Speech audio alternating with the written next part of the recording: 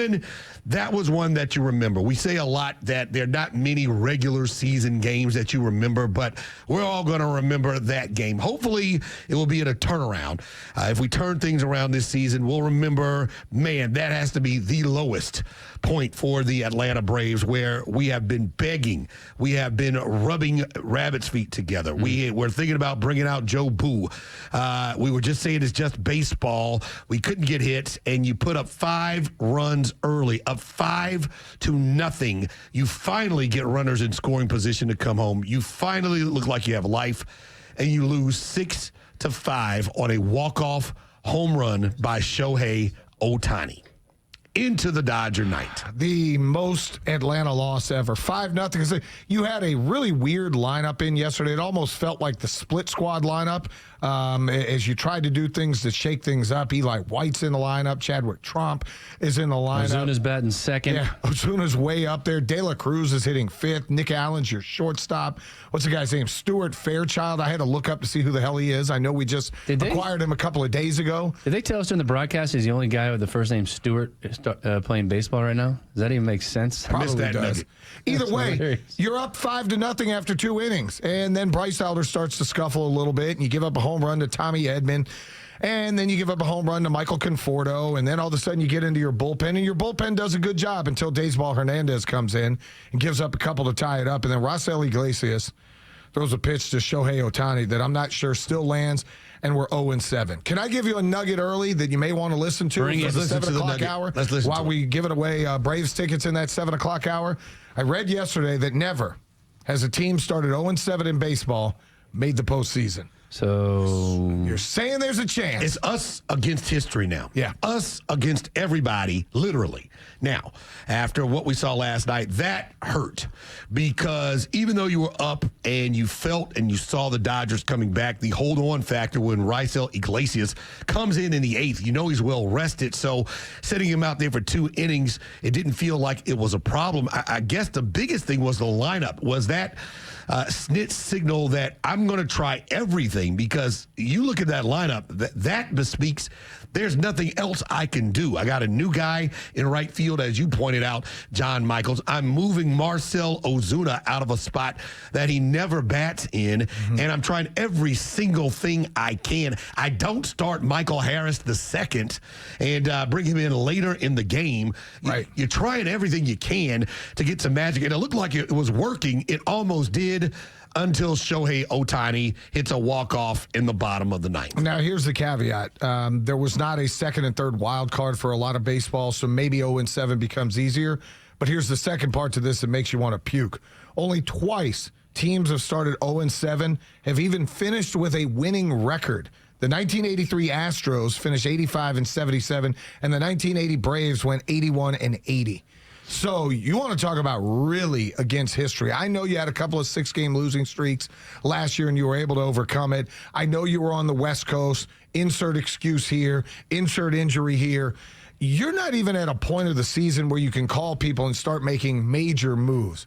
You have what you have, and your major moves are going to be Spencer Strider coming back, hopefully in the next week or two, and Ronald Acuna maybe in a month coming back. Now, those are 2 all-stars. Those are, Ronald Acuna is a superstar, a former MVP. Spencer Strider's a Cy Young candidate. But those are your moves. That's what you're going to get, 2 guys coming off of injury, and you hope that they can jumpstart something. It's not a bad baseball team. That's the thing. It's like they're not this bad. This is historically awful watching them at the plate and doing the things they're doing. Bases loaded, no outs, chances of scoring at least 1 run, 85 to 86% of the time. Oh, my goodness. On average, 2.2 runs are scored when you have bases loaded, no outs. And Say that one more time. At least 1 run you should score at least 85% of the time. The most likely outcome being exactly 1 run, and an average of 2.24 to 2.32 runs scored when you have nobody out and bases loaded. And what did we have? We had the bases loaded and nobody out. We certainly did. And we couldn't get it done. You were spotted. You had 5 unearned runs as Max Muncy was throwing. It wasn't even the yips. He was just messing up his team as he airmailed a couple. He had a couple of errors early. They had some balls where the outfielders were twisting and not tracking the ball. We were spotted. 5 unearned runs, and we weren't able to take advantage of it all the way to the finish line. Ozuna flies out to center. Bases loaded, all right? It is the top of the sixth, and God almighty, are you praying for an extra insurance run, right? Yes. It's 5-3 against the Dodgers. You know you need just one more. Give us some hope. Top of the sixth, Trump walks. Michael Harris singles to right. Albie singles to left. Everybody's slow on the base pass for some reason. You got a catcher at third now, right? So there's a pop-up to center field, and I guess it's not deep enough for our catcher to try to get home. I think that was the right call, but do you just try? You obviously have a scouting report on that guy in center field, and he's got a pretty good arm. So I don't know. It's just things. And Riley strikes out, and Olsen pops out to Mookie Betts at shortstop. Austin Riley just cannot find his groove. He had a couple of opportunities. He goes 1 for 5 last night, and, now it's in everybody's head. Now everybody is pressing. Now everybody can feel it. Now that you've shaken up a lineup, and this is a very consistent and calm team, I'm not going to say that was panic, but it clearly was a sign that it felt like there was nowhere else to go.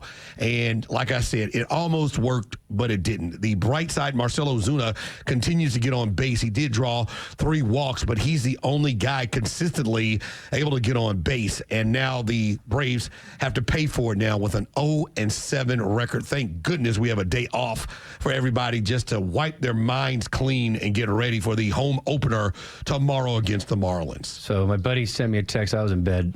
I actually was watching the game downstairs with Keenan. We were hanging out, just kind of chatting and watching the Braves play, and you just slowly watched it kind of starting to happen. And for whatever reason, after we went 1, 2, 3 in the top of the ninth, I just said, I'm done. And I left. And I was going to turn it on in my bedroom. And before I even could brush my teeth and sit down and turn it on in my bedroom, Keenan's walking up the stairs with his head in his hands. It was over. It's over. Shohei Ohtani. Do you know where Shohei's hot zone is? As I look at a picture of his everywhere. Well, it is everywhere. The ballpark. High and inside 313, low and inside 333, high and outside where that pitch was 429. No, so you don't want to throw the ball. That's where you don't want to throw. Dead center field bomb. Good night, Irene, and we are 0-7. Well, it was a tough one. That was emotional, and now that you have had the worst happen to you now for a week, the Braves can only look up, and hopefully things turn around when they come home tomorrow for the home opener.